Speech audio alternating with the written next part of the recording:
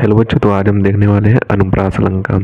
तो आपसे एग्जाम में ऐसे पूछेगा, अनुप्रास अलंकार किसे कहते हैं, परिभाषा और उदाहरण सहित लिखिए।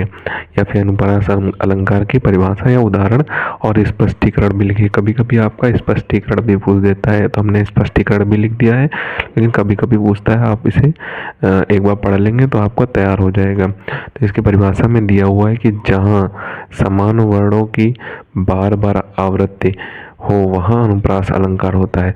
अब यहाँ पे वर्ड और शब्द अलग होते हैं, यानी कि जो ये पूरा लिखा हुआ है ये एक शब्द है, और वर्ड जो होता है वर्ड एक छोटा सा होता है, उसे वर्ड कहते हैं।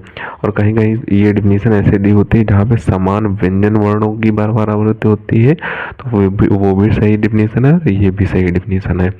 तो आप इसे अच्छे तरीके से तैयार कर ले। आपकी परिभाषा होगी।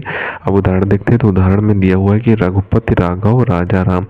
अब यहाँ पे रा वर्ण का बार बार रा वर्ण की बार बार आवृत्ति हुई है, इसलिए इस उदाहरण में अनुप्रास अलंकार है। अब इसका स्पष्टीकरण देख लेते हैं। आप स्पष्टीकरण कैसे लिखेंगे। तो यहाँ पे स्पष्टीकरण में दिया हुआ है कि प्रस्तुत उदाहरण में रा वर्ण की बार बार आवृत्ति हुई है, इसलिए यह अनुप्रास अलंकार है। इसमें आप देख सकते हैं रावण की बार बार आवृत्ति हुई है, इसलिए ये अनुप्रास अलंकार के अंतर्गत आता है। अब इसका सेकंड उदाहरण यानी कि एक दूसरा उदाहरण भी देख लें। आपको केवल एक ही उदाहरण लिखना है। अगर आपको यह उदाहरण याद नहीं हो रहा है तो आप दूसरा उदाहरण याद कर सकते हैं। दूसरा उदाहरण दिया हुआ है कि तरनी तनुजा तट तमाल तरुवर बहुछाए।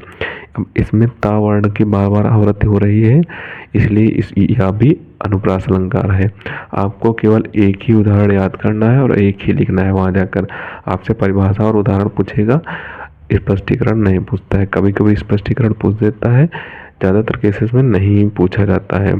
तो यही था आपका अनुप्रास अलंकार। तो इसका सबसे पहले तो आप स्क्रीनशॉट ले लें और बच्चे हुए उदाहरण का भी स्क्रीनशॉट ले लें। तो इसे आपको अच्छे तरीके से तैयार कर लेना है। 2 नंबर में पूछा जाने वाला क्वेश्चन है, तो इसे अच्छे तरीके से तैयार कर लेना है। मिलते हैं किसी नए वीडियो में नए टॉपिक के साथ। तब तक के लिए धन्यवाद।